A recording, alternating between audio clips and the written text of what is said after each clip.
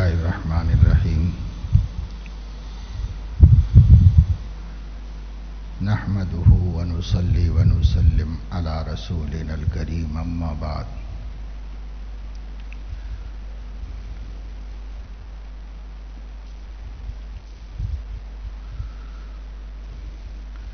قال الله تبارك وتعالى وَلِتُكَبِّرُوا اللَّهَ عَلَى مَا هَدَاكُمْ وَلَعَلَّكُمْ تَشْكُرُونَ۔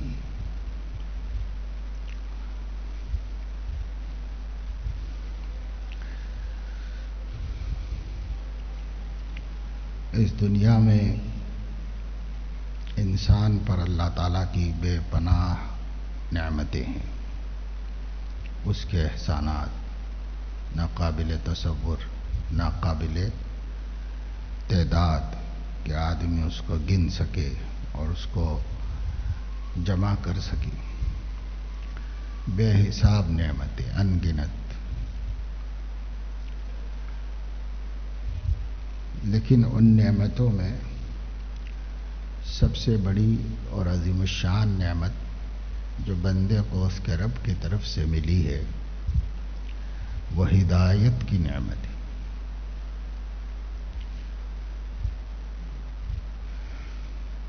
سیدھا راستہ مل جانا، سیدھے راستے پر چلنے کی توفیق ہو جانا۔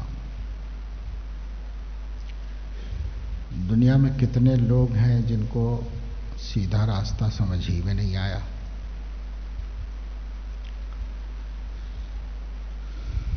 اور کتنے لوگ ہیں جن کو سیدھا راستہ سمجھ میں آ گیا ہے مگر اس پر چلنے کی ہمت نہیں ہوئی ان کو۔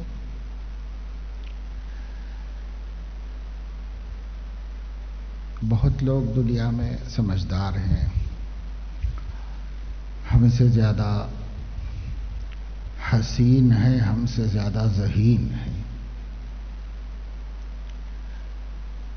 علم والے ہیں، عقل والے ہیں، اخلاق والے ہیں، لیکن ہدایت سے محروم ہیں۔ آپ کو ایسے لوگ زمین پر مل جائیں گے جن کے اخلاق آپ سے بہت اچھے ہیں، جن کی انسانیت نوازی، ہمدرد مزاجی ہم سے کہیں زیادہ ہے، ان کا علم، ان کی عقل ہم سے تیز ہے۔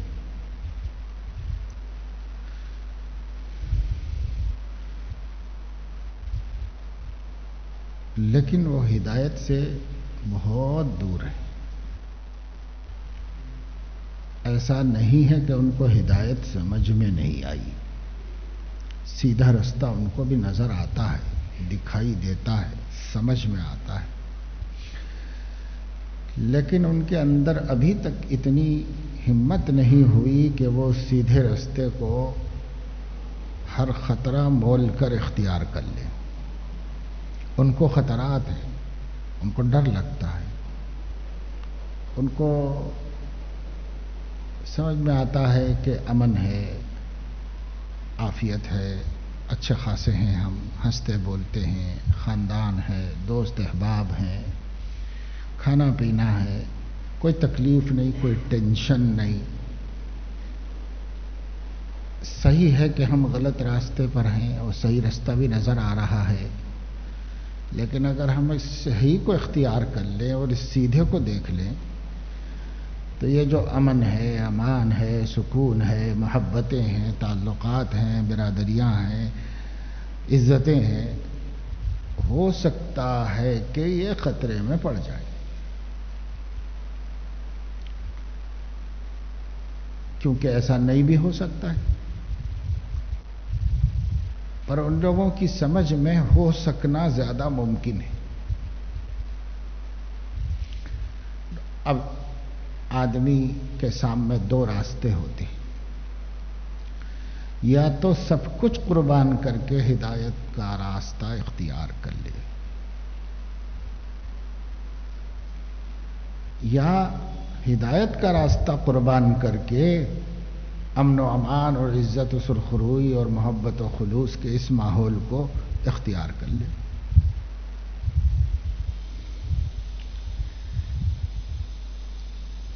یہ فیصلہ کرنا سب سے نازک کام ہے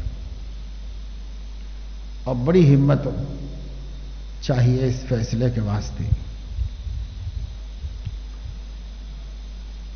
یہ وہ آزمائش ہوتی ہے کہ ابو لہب جیسے شخص کو، ابو جہل جیسے سردار کو، عقبہ ابن ابی معیط، ابی ابن خلف، ابو طالب، ایسے ایسے سمجھدار لوگ تھے، بڑے سنجیدہ. ابو سفیان شروع میں ان لوگوں میں سے ابو سفیان کو بھی شروع میں بات سمجھ میں نہیں آئی، ایسا نہیں ہے، سمجھ میں آ گئی تھی. وہی بات ہمت کی تھی، کیا پانا ہے کیا چھوڑنا ہے، یہی ہمت والی بات تھی. اسی ہمت والی بات کو لے کر کے وہ لوگ پیچھے ہٹ گئے. ہمیں اس پر غور کرنا چاہیے کہ کیا اگر اللہ رب العزت ہمارے سامنے بھی دونوں راستوں کا اختیار رکھ دیتا، یعنی خدا نہ خواستہ پہلے ہم ہدایت پر نہ ہوتے اور پھر یہ فیصلہ کر کے ہدایت پر آنا پڑتا، تو خدا جانے ہم میں کتنے لوگ ایسے ہو سکتے تھے جو دنیا کو آخرت پر ترجیح دیتے.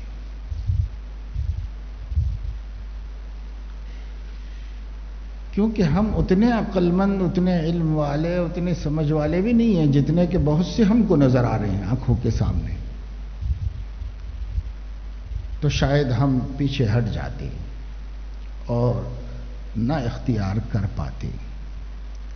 یہ تو خدا تعالی کا ہم پر بہت بڑا فضل ہو گیا کہ اس نے ہمیں اس آزمائش میں ڈالا ہی نہیں. ایک صحابی رسول صلی اللہ علیہ وسلم بیٹھے ہوئے تھے اور کچھ چاہنے والے، استفادہ کرنے والے ان کے اطراف بیٹھے ہوئے تھے. ایک کوئی صاحب گزر رہے تھے ادھر سے، مسلمان صاحب، صحابہ کے آخری دور میں، بعد کے دور میں تابعی کوئی گزر رہے تھے. انہوں نے لوگوں سے پوچھا کہ بھائی کون بزرگ ہیں؟ لوگ گھیر کے بیٹھے ہوئے ہیں اور وہ بھی بزرگ نظر آ رہے ہیں. تو پوچھا کہ یہ کون بزرگ ہیں؟ ان لوگوں نے بتایا کہ ارے آپ کو نہیں معلوم، یہ صحابی رسول ہیں صلی اللہ علیہ وسلم. تو رک گئے، ان کا دل بہت خوش ہو گیا.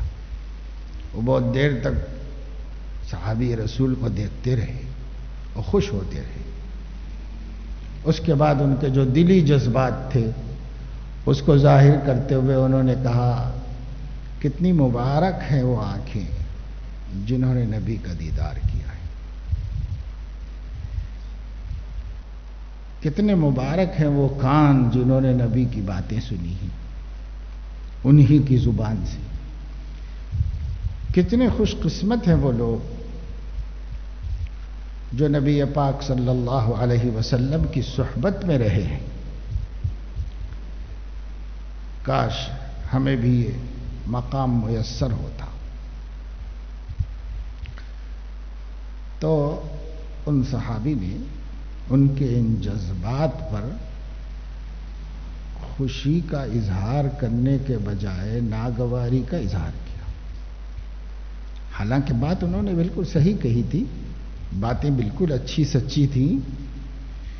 کوئی بھی ہوتا تو یہی فخر کرتا اور یہی ان کے اوپر ناز کرتا، لیکن انہوں نے ان باتوں کو ناگواری سے سنا اور یوں فرمایا لوگوں کو کیا ہو گیا ہے کہ کہ ایسی باتوں کی آرزو کرتے ہیں جس کے اچھے برے ہونے کا انہیں علم نہیں. ایسی باتوں کی آرزو کرتے ہیں جس کے اچھے ہونے یا برے ہونے کا انہیں علم نہیں ہے اور آرزو کرتے ہیں. اور جو نعمتیں اللہ پاک نے دے رکھی ہیں جو اچھی ہیں یقیناً اچھی ہیں اس کا شکر نہیں ادا کرتے اور فضول تمنائیں کرتے ہیں.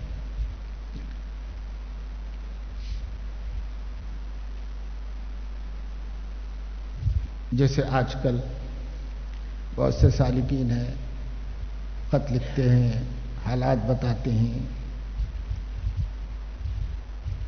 تھوڑا بہت توبہ کر لی نماز روزہ شروع کیا ابھی اس پر استقامت بھی نہیں ہے اس کی پابندی بھی نہیں ہو پا رہی ہے بہرحال کچھ شروع کر دیا ہے. اب اس کے ساتھ ساتھ یہ کہتے ہیں کہ حضرت کو ایسا وظیفہ بتائیے کہ حضور صلی اللہ علیہ وسلم کی زیارت ہو. مجھے بہت آرزو ہے کہ میں حضور علیہ السلام کا دیدار کروں خواب میں زیارت ہو جائے. کوئی وظیفہ بتا دیجئے کوئی عمل بتا دیجئے. تو ہم کہتے ہیں کہ بھائی آپ کو حضور علیہ السلام کی اتباع کا موقع ملا ہے ان کے دین پہ چلنے کا ان کی سنتیں اختیار کرنے کا ان کے عاشق صادق بن کے رہنے کا. یہ کچھ کم نعمت ہے کہ اس کو تو آپ دیکھ نہیں رہے ہیں اس کی تو کوئی فکر بھی نہیں کر رہے ہیں. فکر یہ ہے کہ آپ کو دیکھ لیں. ابو جہل نے دیکھا نہیں تھا کیا حضور صلی اللہ علیہ وسلم کو؟ ابو لہب نے نہیں دیکھا تھا؟ مکہ کے ہزاروں مشرکین جو کفر پہ مر گئے آپ کو نہیں دیکھے تھے؟ تو کیا دیکھ لینے سے ان کو ہدایت مل گئی؟ یقیناً نبی کو دیکھنا سعادت کی بات ہے. کوئی آنکھیں دیکھ لیں خواب میں بھی دیکھ لیں تو بڑی بات ہے بڑی نعمت ہے. پر یہ ہے کہ وہ آرزو آپ لے کے بیٹھے ہیں اس آرزو کے مقابلے میں جو آپ کے ہاتھ میں نہیں ہے. یہ آرزو آپ کے ہاتھ میں ہے کہ اس نبی کا اتباع کر لیں. اس نبی کا دین آنکھوں کے سامنے موجود ہے. اس نبی کی سنتیں کتابوں میں موجود ہیں. آپ اس نبی کی وہ نسبت تو حاصل کر سکتے ہیں. اب نفس اس طرف سے ہٹایا اور اس میں ڈال دیا. اب دن رات یہ غم میں گھلے جا رہے ہیں کہ حضور کی زیارت کیوں نہیں ہوتی میرے کو خواب میں زیارت کیوں نہیں ہوتی زیارت کیوں نہیں ہوتی کیا پڑھوں کیا کروں. ارے کچھ نہ کرو ایک دفعے بھی نہ ہو پر آپ ان کی اتباع کر لیں تو قیامت کے دن آپ کو کیا مقام مرتبہ قربت کا حاصل ہوگا اور حضور علیہ السلام کی معیت نصیب ہوگی. تو جو چیز ہم کو آپ سے قریب کر سکتی ہے اس کی ہمیں پرواہ نہیں اور جو چیز ہمارے ہاتھ میں نہیں ہے اس کی تمنا اور آرزو. ویسے ہر مومن کے دل میں اس کی خواہش ضرور ہے کہ وہ حضور علیہ السلام کو دیکھ لیے ہوتے یا آج اللہ کسی طرح دکھا دے. انشاءاللہ ایک وقت آئے گا کہ اگر ہم ان کی اتباع کرتے رہیں گے تو انہی کے ساتھ جنت میں ہوں گے. تب اطمینان سے انہی کی زیارت کرو ان کے ساتھ رہو جب چاہے ملو جب چاہے ان کی ملاقات کرو. اب تو ممکن نہیں ہے. آپ دعائیں پڑھیں وظیفے پڑھیں ہو گئی نہیں ہو گئی مقدرات ہیں کوئی ضروری تو نہیں ہے. کتنے اللہ والے ہیں جن کی زندگی سر سے لے کے پیر تک صبح سے لے کے شام تک سنتوں کے نور سے منور ہے. 24 گھنٹے حضور علیہ السلام کے عشق میں مبتلا ہیں اور آپ کی محبت کے نشے میں جی رہے ہیں. ہر غم اٹھا رہے ہیں ہر تکلیف سہ رہے ہیں آپ کی محبت میں جی رہے ہیں. دین پہ جمے ہوئے ہیں چل رہے ہیں. ایک دفعے بھی زیارت نصیب نہیں ہوئی. ناکام ہیں کیا؟ ناکام نہیں. تمنا تو ان کے دلوں میں بھی ہے ہم سے زیادہ ہے لیکن انہوں نے اس تمنا کو جہاں رہنا چاہیے وہاں پر رکھا ہوا ہے. باقی فکر اس کی نہیں ہے فکر اس کی ہے کہ جب بھی زیارت ہوگی تو ناگواری نہ ہو ہمیں دیکھ کے خوش ہو جائیں. ایسے بنوں، ایسے بننے کی کوشش کرو، ہوگی نا زیارت، قبر میں بھی ہوگی، حشر میں بھی ہوگی، جنت میں بھی ہوگی۔ اگر وہ منہ پھیر لیں تو پھر کیا فائدہ ہے؟ تو فکر اس کی کرو کہ جب بھی دکھیں گے، جب بھی ملیں گے، وہ ہم سے منہ نہ پھیریں بلکہ ہم کو دیکھ کے خوش ہو جائیں، میرا وفادار امتی یہ دیکھ کے خوش ہو جائے، اس کی آرزو ہے۔ تو بسا اوقات انسان کا نفس انسان کو اہم چیزوں سے ہٹا کر غیر اہم چیزوں میں مشغول بلکہ مغموم کر دیتا ہے۔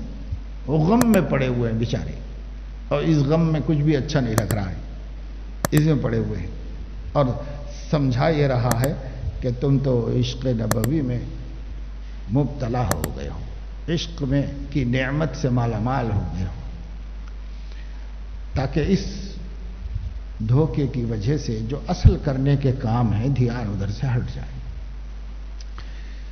یہی بات فرمائی ان صحابی نے، یہ جو انہوں نے کہا لوگوں کو کیا ہو گیا ہے کہ ایسی چیزوں کی آرزو کرتے ہیں جو اگر مل جائیں تو ان کے حق میں خیر ہے یا شر ہے انہیں پتہ نہیں۔ پھر انہوں نے سمجھایا کہ اللہ کے بندے تم تو پیدا ہی مسلمان کے گھر میں ہوئے ہو، آنکھ کھولی شعور آیا تو پتہ چلا اللہ ایک ہے، پتہ چلا کہ حضرت محمد صلی اللہ علیہ وسلم ہمارے ہادی اور رہنما اور ہمارے رسول ہیں، پتہ چلا کہ قرآن اللہ کی سچی کتاب ہے، تمہارے کانوں میں پیدا ہونے سے ہی قرآن کی آواز پڑنے لگی، تم اذانیں سنتے رہے، تم نمازوں کو اور مسجد کے ماحول کو دیکھتے ہو، تم کو سب اللہ تعالیٰ نے پہلے ہی سے بندوبست کر کے عطا فرما دیا۔ ہم لوگ مسلمان ہوئے، ہمارا حال یہ تھا کہ باپ مسلمان ہے تو بیٹا کافر ہے، بیٹا مسلمان ہے تو باپ کافر ہے، بہن مسلمان ہے تو بھائی کافر ہے، اور شوہر مسلمان ہے بیوی کافر ہے، بیوی مسلمان ہے شوہر کافر ہے۔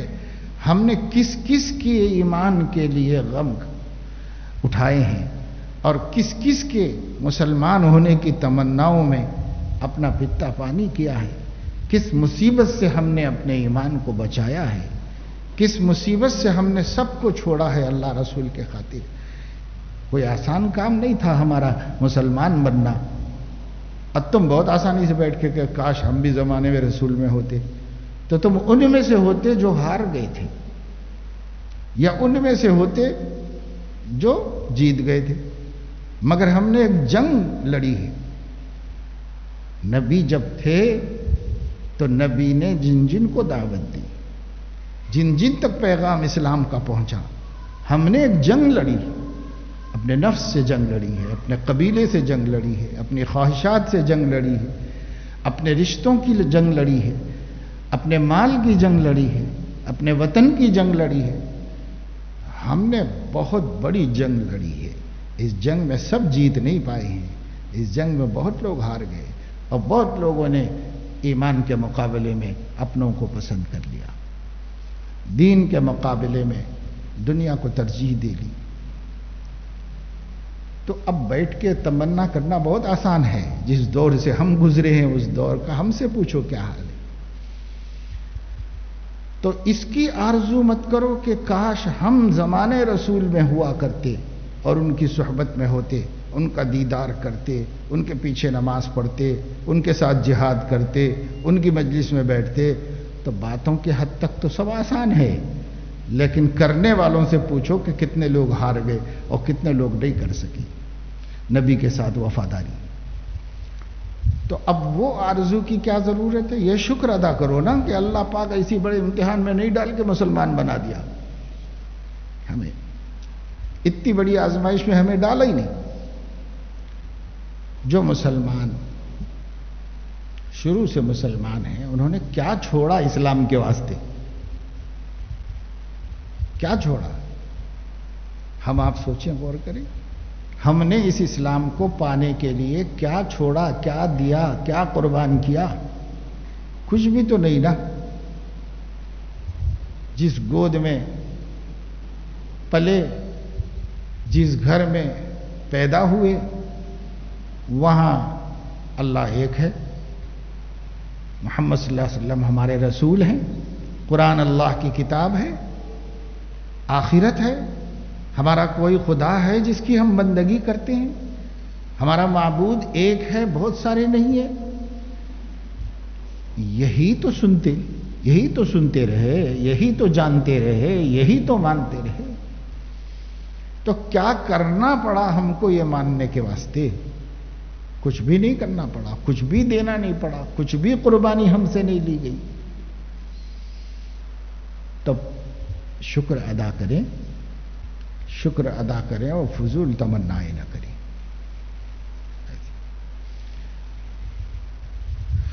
واقعی ان صحابی نے بتایا تو یہ بات سمجھ میں آئی کہ رسول اللہ صلی اللہ علیہ وسلم کے صحابہ اگرچہ کہ بہت بڑے مرتبے پر ہیں، عز و شرف کے مقام پر ہیں، مسلمانوں میں ان سے اونچے مرتبے کا کوئی بھی نہیں. انبیاء کے بعد اللہ نے ان کو مقام عطا فرمایا ہے. وہ کیوں؟ وہ اسی وجہ سے کہ ان کا مومن بننا آسان کام نہیں تھا. ان کا مومن بننا بہت مشکل کام تھا. اس بڑے مجاہدے میں وہ ناکام ہونے سے بچا لیے گئے اور کامیاب کیے گئے.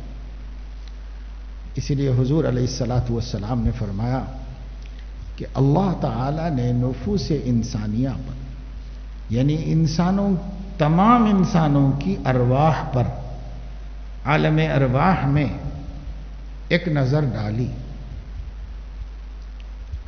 جیسے برتن میں دانے ہوتے ہیں اور اس پر آپ نظر ڈالتے ہیں تو سب پہ نظر پڑتی ہے. تھوڑے سے دانے پلیٹ میں ہوں، 100-200 چاول کے دانے، وہ اس پر آپ ہلا لیجیے تو اس کے اوپر نظر ڈالیے تو سب پر نظر پڑتی ہے، کوئی کسی کے پیچھے نہیں ہوتا. تو جیسے برتن میں تھوڑے سے دانے ڈال دیے جائیں تو دیکھنے والے کی نظر میں پورے دانے ہوتے ہیں، اس طرح اللہ تبارک و تعالی شانہ نے ارواح انسانی پر نظر ڈالی. ساری روحیں ایک ہی نظر میں اس کے سامنے تھی.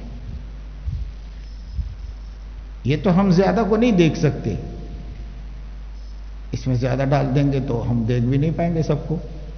ایک مثال ہے کہ جیسے ہم نے یہ سارے دانے دیکھ لیے مٹھی بھر اس میں پھیلے ہوئے، تو ممکن ہے ناممکن نہیں ہے یہ بتا رہے. ہمارے اعتبار سے اتنی اور اللہ کے اعتبار سے وہ کروڑوں اربوں سب کا دیکھنا ممکن ہے. تو اللہ نے نظر ڈالی، کل روحیں اللہ کی آنکھوں کے سامنے تھی، اللہ کی نظر میں تھی. ان پر نظر ڈال کر اللہ پاک نے میرا انتخاب فرمایا خاتم النبیین بنانے کے واسطے صلی اللہ علیہ وسلم. فرماتے ہیں کہ اس کے بعد اللہ پاک نے دوبارہ نظر ڈالی تو دوبارہ نظر میں میرے اصحاب کا انتخاب فرمایا میرا معاون بنانے کے واسطے. تو یہ صحابہ اللہ کے چنے ہوئے ہیں، اس لیے ان کو اتنی طاقت اللہ رب العزت نے ایمان کی عطا فرمائی کہ وہ حالات کا مقابلہ کر سکے. اور دوسرے جس طرح درمیان سے ہار گئے تھے یا شروع ہی سے ہمت نہیں کر پائے تھے، ان میں ان کا شمار نہیں ہوا. تو صحابہ تو بڑے لوگ ہیں، اللہ کے چنے ہوئے ہیں، لیکن ہم لوگوں کو غور کرنا چاہیے کہ ہدایت کے واسطے اللہ تعالیٰ نے ہمیں بھی چنا. وہاں نبی کا معاون بنانے کے لیے، انصار بنانے کے لیے چنا گیا تھا. اور ہمیں اللہ پاک نے ہدایت اور ایمان دینے کے لیے چنا. اگر اللہ نہ چنا ہوتا تو ہم ان لوگوں میں کہاں ہوتے جن کو ہدایت دی گئی ہے. ہم اپنی ہمتوں سے نہیں آئے, ہم اپنی قربانیوں سے نہیں آئے, ہم نے کوئی قیمت نہیں چکائی. ہمیں اللہ پاک نے چن کے ہدایت دے دی کہ ان بندوں کو دینا ہے, ہدایت دے دی. لیکن اس ہدایت کے دینے کے بعد اس کا حکم یہ ہے کہ ہم اس ہدایت کے بچانے کی فکر کریں, اس ہدایت کو زندگی کی آخری سانس تک, موت تک باقی رکھنے کی فکر کریں. اس کا ہمیں حکم دیا ہے. اپنا مجاہدہ بس اتنا ہے کہ اس ہدایت کو بچا کے تو رکھ لو بھائی, دے دی ہے ہم نے, اس کو بچا کے تو رکھ لو, حفاظت سے تو رکھ لو. تمہارے دشمن ہیں, دشمنوں کا بھی پتہ دے دیا, دشمنوں کا بھی تعارف کرا دیا, کیسے کیسے دشمن تمہارے اوپر حملہ کرتا ہے اور کس کس طریقے سے وہ تم کو وار کرتا ہے, سب بتا دیا. یہ بھی مدد کر دی بچا لینے کے واسطے. اگر وہ سب بتایا ہوا نہ ہوتا تو شاید ہم کسی حملے میں اس کے شکار ہو جاتے, اور بعد میں سوچتے کہ بھئی یہ پتہ نہیں تھا ہمیں کہ بھئی اس حملے سے شکار ہو. لیکن کوئی نفس و شیطان کے بہکاوے کی صورت ایسی نہیں ہے جسے کتاب و سنت میں واشگاف نہ کر دیا گیا ہو, کھول کر بتا نہ دیا گیا ہو. ایسا کرتا, ایسا کرتا, ایسا کرتا ہے. ان الشیطان لکم عدو فاتخذوہ عدوا انما یدعو حزبہ لیکونوا من اصحاب السعیر. وہ بلاتا ہی ہے اپنے لوگوں کو اس لیے کہ انہیں جہنمی بنائے, اسی کے لیے بلاتا ہے.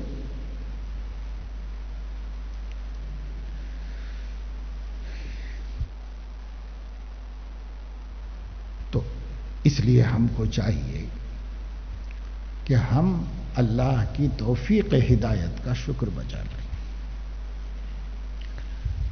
اس کی بڑائی کا اقرار کریں, اس کے احسان کو مانیں, احسان ناشناس نہ بنے اور احسان فراموش نہ بنے, احسان مند رہیں.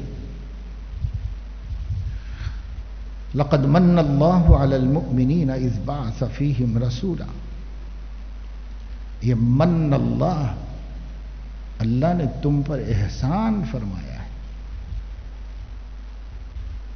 احسان کو مانو. آپ کی نظر میں بھی احسان فراموش شریف نہیں ہو سکتا. آپ بھی کہتے بڑا کمینہ انسان ہے, بیچارے نے ان کے اوپر اس پر اتنے احسانات کیے, اتنے احسانات کیے, مشکل میں ساتھ دیا, مصیبتوں میں اس کا ساتھ دیا, ایسا دیا, اب باغی بنا ہوا ہے. آپ کو جب پتہ چلتا ہے تو آپ کہتے بڑا کمینہ انسان ہے. کوئی اس کو شریف نہیں مانتا, کتنا ہی نمازی اور روزے دار کیوں نہ ہو. کیوں؟ احسان ناشناسی ہر انسان کی نظر میں بہت بری صفت ہے. پھر ہم خود کیسے اللہ کے احسان ناشناس ہو جا سکتے ہیں؟ اس لیے احسان فراموش نہ بنے, احسان مند رہیں, شکر ادا کرتے رہیں, ملی ہوئی نعمت کے قدردان رہیں, محافظ رہیں, اور اس نعمت کو دم واپسی تک بچا بچا کے رکھنے کی کوشش کریں. اس لیے کہ قدم قدم پر اس ہدایت کے اچک لینے کے لیے دشمن نظر رکھا ہوا ہے. کون سا موقع مل جائے غنیمت کہ ہم اس کی ہدایت کو چھین لیں اور سلب کر لیں. اس کے لیے بیٹھے ہوئے شیطان. اللہ تو کسی کو محروم کرنا نہیں چاہتا, لیکن جو آدمی اپنے ہاتھوں اپنے کو برباد کر لے تو نہیں, ذمہ داری ہے اسی کی ذمہ داری, وہ خود اس کا ذمہ دار ہے. انگریز سے حضرت شیخ الاسلام رحمۃ اللہ علیہ نے کہا تھا کہ کھلونا سمجھ کر یوں برباد نہ کرنا، ہم بھی کسی کے بنائے ہوئے ہیں۔ تو یہ احساس تھا ہم اپنے اللہ کے بنائے ہوئے ہیں، ہدایت دیے ہوئے ہیں، سیدھے رستے پہ کھڑے کیے ہوئے ہیں۔ یہ کوئی کھلونا نہیں ہے کہ اس کو برباد کر دیا جائے، نفس کو اور شیطان کو اور دشمنان اسلام کو ہمارے دین سے کھیلنے کا موقع دیا جائے۔ نہیں، کھلونا نہیں ہے ہم تمہارا، ہمیں ہمارے اللہ نے بنایا ہے، ہم اس کے کام کے ہیں، ہم اس کے وفادار ہیں۔ یہ ہے احسان مندی، احسان شناسی، احسان شناس بندے اللہ کے بن کے رہے، احسان شناس بندے، اسی کو کہتے ہیں نیک بننا، متقی بننا، اللہ کا ولی اور دوست بننا، اسی کو کہتے ہیں۔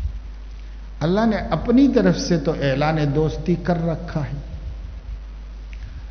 اللہ ولی الذین آمنوا،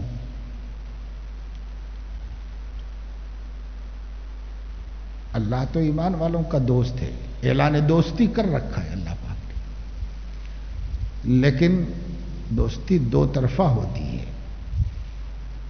ادھر سے بھی تو دوستی ہو، اس کو دوستی کا جو حق ادا کرنا ہے اس نے ادا کر دیا اور کرتا جا رہا ہے، اور ہمیں جو دوستی کا حق ادا کرنا ہے اس میں ہم کوتاہی کر رہے ہیں، خیانت کر رہے ہیں۔ اس لیے دوستی کا حق یہی ہے کہ اس کی نافرمانی نہ کی جائے، دوست روٹ جاتا ہے تو منا لیا جائے، بغاوت نہ کی جائے دوست کے ساتھ۔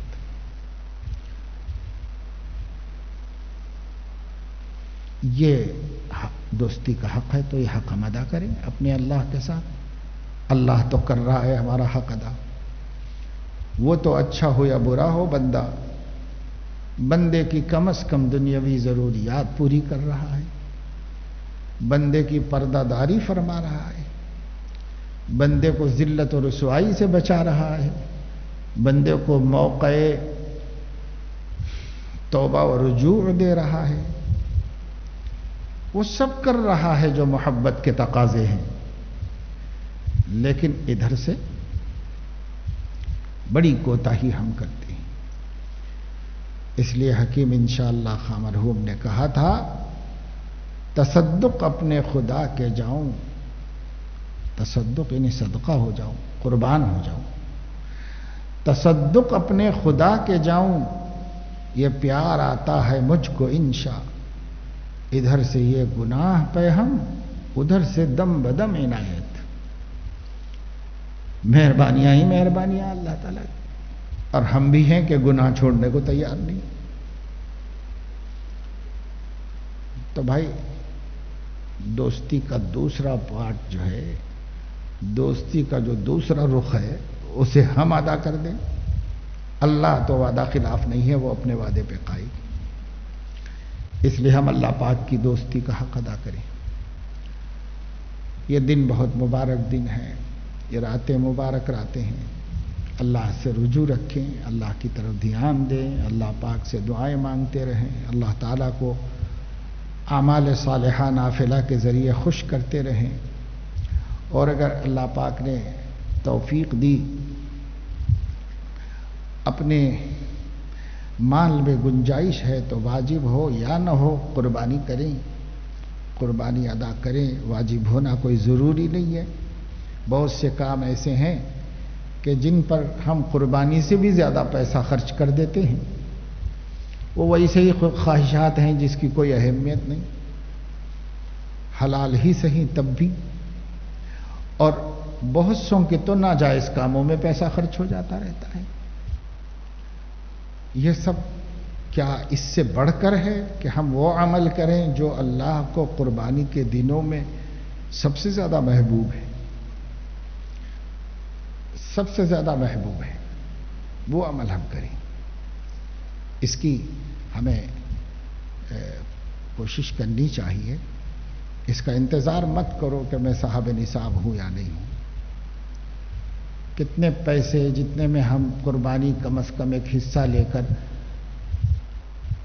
بڑے جانور میں قربانی کر سکتے ہوں، اتنے پیسے تو کتنی دفعے محض خواہشات میں خرچ ہو جاتے ہیں. کوشش کرنے والوں نے بڑے بڑے اعمال کی کوشش کر لی. ایک صحافی ہے، پتہ نہیں ان کا کیا نام ہے، ابھی بھی ہوں گے، کوئی زیادہ عمر میں تو نہیں ملے تھے مجھے، مختلف اخبارات کے لیے صحافت کرتے. تو انہوں نے بتایا کہ ایک دفعہ میں سوچا، اللہ نے دل میں میرے بات ڈالی کہ یہ جو ہم چائے پانی کرتے ہیں اس میں کتنا پیسہ خرچ ہوتا ہے. تو یومیہ 100 روپے خرچ ہو رہے تھے. تو میں نے سوچا کہ یومیہ 100 روپے بچاؤں تو ماہانہ کتنے ہوں گے. تو ماہانہ 3000 روپے ہو جائیں گے. سالانہ کتنے ہوں گے تو 36,000 روپے ہوں گے. اس زمانے میں عمرہ 36,000 روپے میں ہو رہا تھا. تو انہوں نے کہا کہ میں ہر سال عمرہ کر سکتا ہوں اگر میں اپنی بیکار ایک خواہش ہے اس کو چھوڑ دوں. کوئی خواہش بھی نہیں ہے، یوں ہی ایک روایت سی پڑ گئی ہے کہ بھائی چائے پیو پلاؤ، بس اس میں پان وان کھاؤ، اس میں جا رہا ہے پیسہ. بس اتنا پیسہ جو میری ایک بے ضرورت خواہش میں خرچ ہو رہا ہے، اس کو روک لوں. ارادہ کر لیا، اسی دن سے چھوڑ دیا سب. اپنا کام وام کر لیتے تھے لیکن یہ 100 روپے نہیں خرچ کرتے تھے، یہ بچاتے تھے، ایک جگہ رکھ دیتے تھے. اس طرح ان کے 36,000 روپے جمع ہو گئے. اور سال میں ان کو آفر ملتا ہے کہ بھائی سنگاپور جائیے، وہاں جائیے، یہاں، تو اس کا ان کو آفر ملتا ہے. استعمال نہ کریں تو بدلہ مل جاتا ہے. تو انہوں نے کہا کہ بھائی وہ بدلہ لے لیں گے. فضول جگہوں پہ تفریحات کرنے، ملکوں جا کے ادھر ادھر دیکھ کے آنکھیں خراب، دل خراب، ایمان خراب، اس کے بجائے وہ پیسے کا بدل لے لیں گے ان سے. تو ٹکٹ اس سے لگا لیا اور خرچہ یہ ٹریول والوں کو دے دیا. چلے گئے.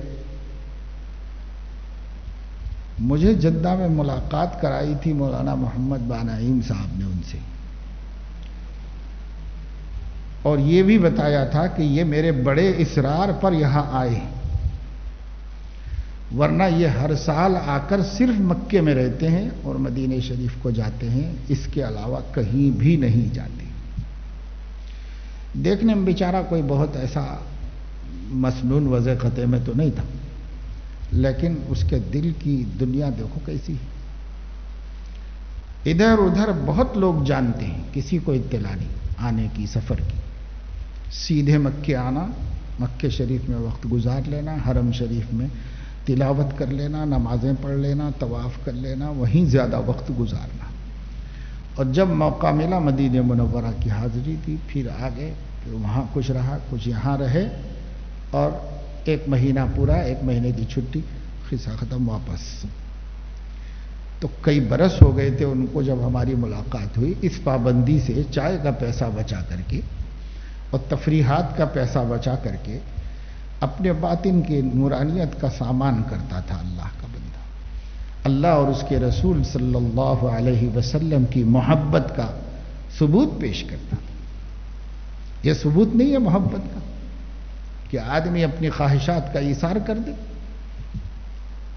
اچھا چلو وہاں بھی گھومنے پھرنے کے لیے جا رہا ہو آدمی، بہت سے لوگ تفریح بنا لیتے ہیں عمرے کو بھی، لیکن نہیں. اب ایک عالم بتا رہا ہے کہ صاحب یہ جدہ تک بھی نہیں آتے ہیں، وہی رہتے ہیں، وہ سب وقت حرم شریف میں گزارتے ہیں. انہوں نے خود بھی پھر مجھ سے کہا کہ مولانا آپ ہی سوچئے کہ صاحب اتنا قربانی دے کے آیا ہوں تو یہاں گھومنے پھرنے تھوڑی آیا ہوں، وہیں رہنے کے لیے آیا ہوں، وہیں رہ کے چلے جاتا ہوں اللہ پاک کے پاس بس۔ تو یہ ہے سوچ کا صحیح رخ۔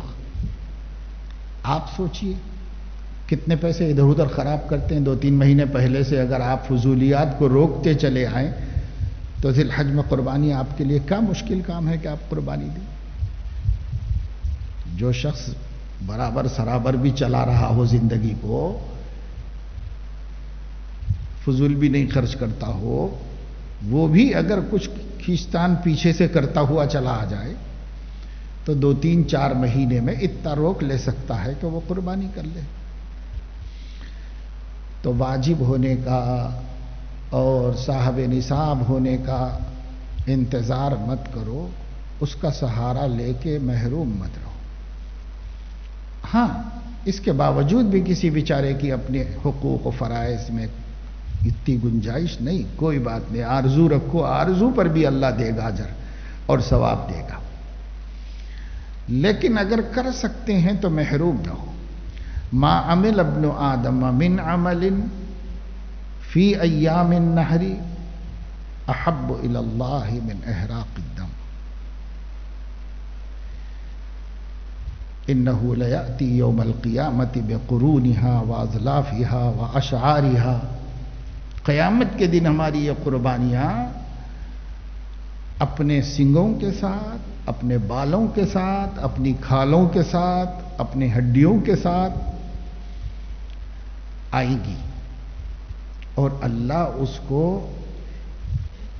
ایک بکرا یا ایک بیل جتنا طاقتور، جتنا مضبوط، جتنا عمدہ ممکن ہو سکتا ہے، ایسا طاقتور اور سمین و مضبوط بنا کر پلسرات پر سواری کے لیے عطا کرے گا۔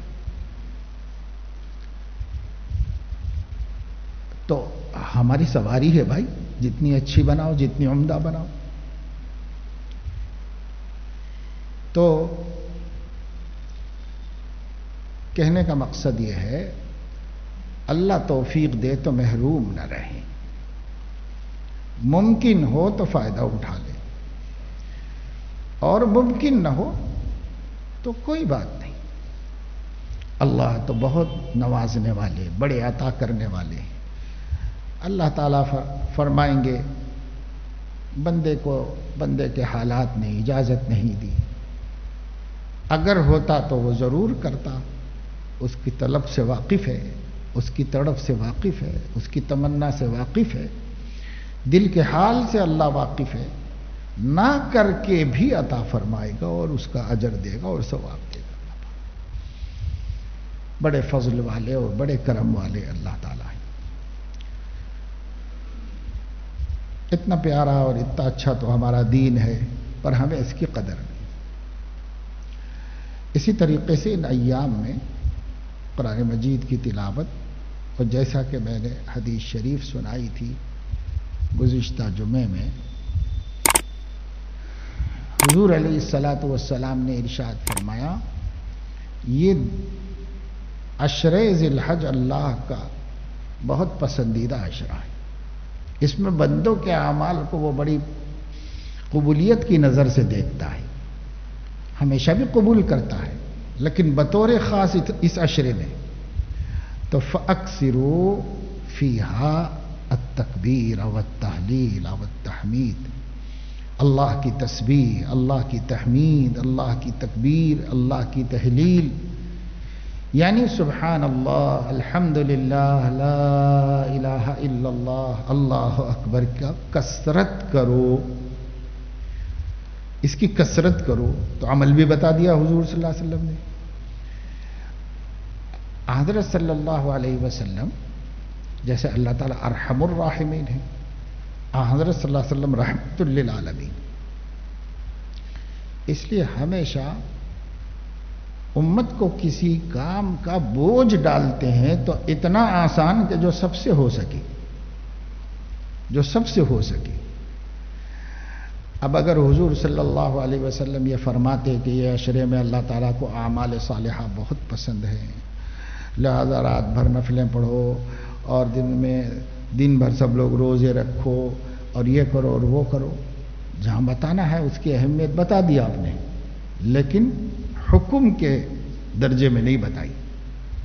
نہیں، بس یہ بتا دیا کہ اس عشرے کی راتیں شب قدر جیسی ہیں، اس عشرے کے دن کا روزہ سال بھر کے روزے کے مساوی ہے. یہ صرف فضیلت بتائی، حکم نہیں دیا ہے، کیونکہ یہ حکم گراں ہو جاتا امت کے اوپر. سب نہیں کر پاتے، بعض لوگ مشغول ہیں وہ بیچارے نہیں کر پاتے، بعض لوگ کمزور ہیں وہ نہیں کر پاتے، بعض بوڑھے بیمار ہیں وہ نہیں کر پاتے، بعض لوگوں کو سب کچھ اچھا ہی ہے لیکن اتنی ہمت نہیں ہوتی کہ بڑے بڑے اعمال کریں. آپ کو اپنی امت پوری معلوم ہے کیسی ہے، تو آپ نے فرمایا دیکھو یہ عشرہ بہت برکت والا، اللہ کو اس میں جتنا اعمال صالحہ اچھے لگتے ہیں کسی اور میں نہیں لگتے. فَأَكْثِرُوا فِيهَا التَّهْلِيلَ وَالتَّكْبِيرَ وَالتَّحْمِيدَ. اب یہ ایسا حکم ہے کہ کوئی بھی تو نہیں کہہ سکتا کہ میں نہیں کر سکتا. اب وہ بیمار جو بستر پہ پڑا ہوا ہے وہ بھی نہیں کہہ سکتا کہ میں نہیں کر سکتا. وہ مشغول جس کو روزی روٹی کی فکر تھکا دیتی ہے وہ بھی نہیں کہہ سکتا کہ بھئی میں زبان ہلا کے اللہ کا لا الہ الا اللہ نہیں کہہ سکتا، اللہ اکبر نہیں کہہ سکتا، اس کی کثرت نہیں کر سکتا، وہ بھی نہیں کہہ سکتا.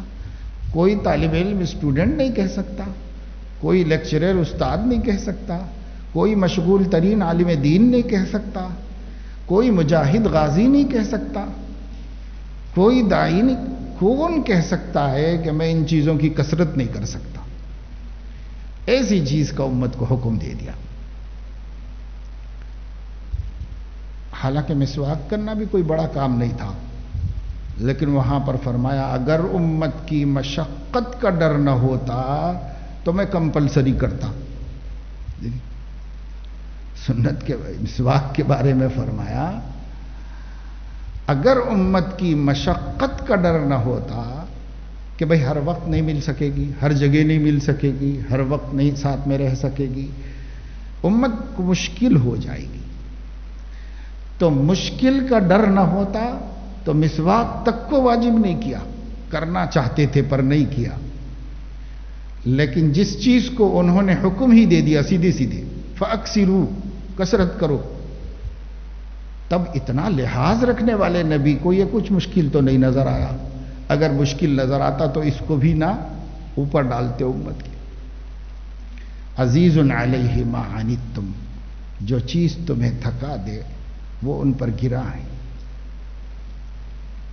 اس کے باوجود فرما رہے اس کی کثرت کرو. تو کر رہے کتنے مسلمان کر رہے؟ پھر بھی نہیں کر رہے. تو اس لیے بھائی اور اعمال صالحہ جو بن پڑیں کرتے رہو، جس قدر اللہ ہمت دے کرو، تلاوت کرو اور خیر خیرات کرو، جس سے جو ہو سکے آسانی سے خوب کرو. اعمال صالحہ اللہ کو بہت محبوب ہے اس عشرے میں.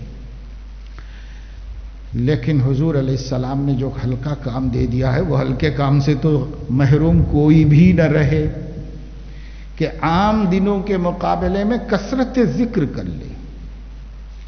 4 کلمات احب الی اللہ ورسولہ او کما قال علیہ السلام. 4 کلمے اللہ رسول کو بہت محبوب ہے، اللہ کے نزدیک بہت محبوب ہے. کیا؟ سبحان اللہ، الحمدللہ، لا الہ الا اللہ، اللہ اکبر. یہ 4 کلمے. اس کی کثرت کرو. حضور علیہ السلام نے کتنا آسان کیا کام ہمارے لیے. عورتیں، مرد، ضعیف، بیمار، مرضعات، دودھ پلانے والیاں، بیمار، گھر کے بہت کام کی ذمہ داری رکھنے والے، چھوٹے چھوٹے بچوں کو سنبھالنے والیاں، روزی روٹی کی بڑی مشکل سے حاصل کرنے والے لوگ. کون ہے جو ان 4 کلموں کا کثرت نہیں کر سکتا؟ کم سے کم 10 دن کے لیے. 10 دن کے لیے سب کر سکتے. اس لیے حضور علیہ الصلاۃ والسلام کے اس احسان کا شکریہ ادا کرو. ان سے کیسے پیارے ہیں حضور علیہ الصلوۃ والسلام، اب کیسی محبوب ہستی ہیں، کتنا خیال رکھتے ہیں اپنے چاہنے والوں کا اور ایمان والوں کا. اس کا فائدہ اٹھاؤ بھائی، اس کا فائدہ اٹھا کے کثرت سے کرو. پھر جب قربانی کے دن ہوں تو قربانی کے دنوں کو ملا کے 5 دن جن میں حج کیا جاتا ہے، 9، 10، 11، 12، 13 یہ ایام حج ہیں. ان کو ایام التشریق بھی کہا جاتا ہے. ایام التشریق، اس میں تکبیر تشریق پڑھی جاتی ہے تو ایک تکبیر اللہ کا ذکر ہی. اس اللہ کے ذکر کو چونکہ ان دنوں میں واجب کیا ہے تو اس کو انہی دنوں سے منسوب کر دیا گیا ہے. تکبیرات تشریق، اللہ اکبر اللہ اکبر، لا الہ الا اللہ اللہ اکبر اللہ اکبر وللہ الحمد، لا الہ الا اللہ اللہ اکبر اللہ اکبر. ایسے بھی ہے، ایسے بھی. اس کو ہم پڑھیں گے عرفے کے دن، یعنی 9 ذی الحج کی فجر سے لے کر کے 13 ذی الحج کی عصر تک، کیونکہ یہ دن اور یہ وقت حج کا ہے. 13 ذی الحج کے بعد حج کا کوئی عمل ہے ہی نہیں. 12 کو طواف کا وقت ختم ہو جاتا ہے. 12 ذی الحج کو غروب سے پہلے قربانی کا بھی ختم ہو جاتا ہے. اس لیے وہ ایام النحر ہیں، 10، 11، 12 اور 9، 10، 11، 12، 13 یہ 5 ایام تشریق ہیں. ان کی بھی بڑی فضیلت ہے. اور اس میں سے 9 تاریخ کے روزے کا تو 2 سال اگلے اور پچھلے سالوں کی گناہوں کا کفارہ کا فضیلت ہے. جو لوگ عرفات میں ہوتے ہیں اللہ تعالیٰ ان سب پر نظر رحمت کر کے بخشش فرما دیتا ہے. اللہ پاک سب کو بخش دیتا ہے اللہ تعالیٰ. اگرچہ کہ تواریخ کے بدلنے سے ہر جگہ عرفہ دوسرے دن میں ہو سکتا ہے. کہیں رات میں عرفہ ہو سکتا ہے، کہیں دن میں ہو سکتا ہے، کہیں آج ہو سکتا ہے، کہیں کل ہو سکتا ہے. جیسے سعودی عربیہ میں 9 تاریخ ہوگی تو ہمارے ہاں 8 ہی ہوگی. پھر ان کے ہاں یوم العید ہوگا اور یوم النحر ہوگا تو وہ ہمارے ہاں یوم العرفہ ہوگا. تو اس الجھن میں پڑنے کی ضرورت نہیں. اسلام منطقی فلسفوں کا اور عقلی اور سائنسی انکشافات سے نہیں بنا ہے. اسلام وحی الہی سے بنا ہے. وحی الہی سے جو باتیں ہمیں بتا دی گئی ہیں اسی کے مطابق ہم چلتے رہیں. ہمیں حکم یہ ہے کہ چاند کے دکھنے کے مطابق آپ کا وقت معتبر ہے. بس رمضان کے بارے میں فرمایا چاند دیکھ کے روزہ رکھو، چاند دیکھ کے ختم کرو. یہی سہل طریقہ تھا، یہی سہل طریقہ امت کو دے دیا گیا. اب ہمارے ہاں جب چاند نظر آتا ہے اس اعتبار سے جس دن عرفہ ہوگا 9 ذی الحج ماہ ہوگی چاند کی ہماری ترتیب سے. عجیب لوگ ہیں، مخمسوں میں امت کو ڈال دیتے ہیں، سیدھے سیدھے چلنے والے لوگوں کو پریشانیوں میں مبتلا کر دیتے ہیں. اسلام نے بھی ان کو سیدھا سیدھا رکھا تھا، لوگ اسلام ہی کا نام لے کے پریشان کر دیتے ہیں. اب بہت سے لوگ قربانیوں کی بکنگ کر رہے ہیں یہ کہہ کر کے کہ سعودی عرب کے عید کے دن ہم آپ کی قربانی کریں. نہیں. اور سعودی عرب میں رہنے والے لوگوں کی ہندوستان میں حیدرآباد میں قربانیاں کرنے کا وعدہ کر رہے ہیں کہ جس دن آپ کی عید ہوگی اسی دن ہم بھی قربانی کریں گے. تو گویا ہم عرفے کے دن سعودی میں رہنے والے عرب میں رہنے والوں کی عید ہے تو کہہ رہے ہیں کہ صاحب آپ کی قربانی کے دن اگر وہ وہاں کر لیتے ہیں ٹھیک ہے، لیکن ان کی قربانی یہاں کیسے، جبکہ یہاں پر یوم النحر شروع ہی نہیں ہوا؟ پر اس زمانے میں لوگوں میں یہ مرض عام ہو گیا ہے کہ ایک بات کوئی کہہ دیتا ہے، دوسرے کے عقل میں اتر جاتی ہے، 10-20 مل کے اس کی ایک پارٹی بن جاتی ہے، پھر اس کے فالوورز ہو جاتے ہیں، اب اس کی تبلیغ شروع اور لوگوں کو یہی صحیح ہونے کی بات بتانا، اور یوں کتنے لوگ بیچارے بھولے بھالے ان کے اس میں مبتلا ہو جائیں گے۔ حضور علیہ الصلاۃ والسلام، بخاری شریف میں روایت ہے کہ تشریف لے جا رہے تھے عیدگاہ کو، ایک صحابی قربانی دے کر کے اس کا گوشت تیار کر رہے تھے، تو حضور علیہ الصلاۃ والسلام نے فرمایا کہ یہ کیا کر رہے ہو؟ تو کہا کہ بہت سے لوگ غریب ہوتے ہیں، اس لیے میں نے سوچا کہ ہم گوشت ان کے ہاں پہنچا دیں، ہم نماز پڑھ کے آنے تک وہ لوگ پکا لیں گے۔ تو حضور علیہ الصلاۃ والسلام نے فرمایا کہ یہ قربانی نہیں ہوئی، جب تک نماز نہیں ہوگی قربانی نہیں ہوگی۔ ہاں یہ گوشت اللہ کے نام پہ ذبح ہوا ہے جانور تو حلال ہے، پر یہ گوشت ہے کھانے کا، اس کے ذریعے قرب خداوندی حاصل نہیں ہوتا، اس کے ذریعے یہ حلال گوشت ہے، کھا لو بس، یہ قربانی نہیں تمہاری۔ قربانی کرو اپنے وقت پر، جبکہ میں نماز پڑھا چکا ہوں، تب کرو قربانی۔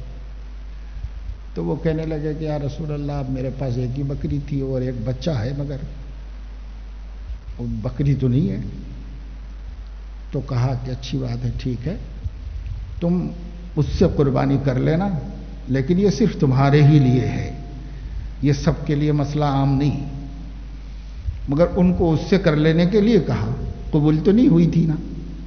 جب اتنی سخت بات ہے تو کیسے ہمارے ہاں چاند بھی، تاریخ بھی نہیں ہوئی، ہم نے عید پڑھی بھی نہیں، اور آپ نے ایک دن بیفور لوگوں کی قربانی کر دی، اور یہ بتا رہے ہیں کہ ہم سعودی عرب کو فالو کر رہے ہیں۔